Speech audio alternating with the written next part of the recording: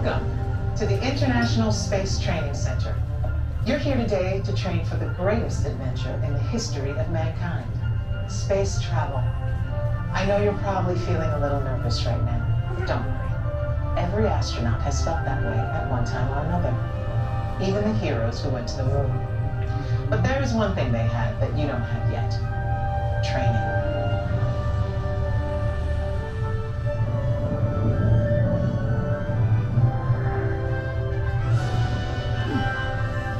You're here today for flight training, the most thrilling experience that any astronaut candidate will ever have.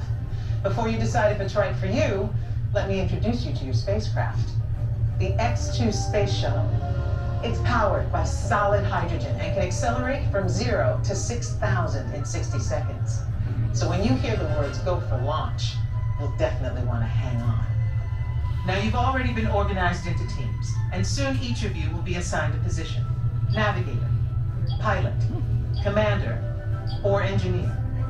The success of your mission will depend on all of you working together as a team. I'll be your Capcom, and in a few minutes I'll give you your specific assignments. But first, our flight director has some safety instructions for you. Lieutenant? Remember the team number you're standing on. When the doors in front of you open, you will be directed to a flight station with that number on it. When you get there, please stand on the circles. During your Green Team Less Intense training mission, you will be enclosed inside X2 flight simulators that produce sensations of acceleration. Those who are made uncomfortable by enclosed dark spaces or simulators should bypass this experience. As you can see, astronaut flight training isn't like anything you've ever experienced before.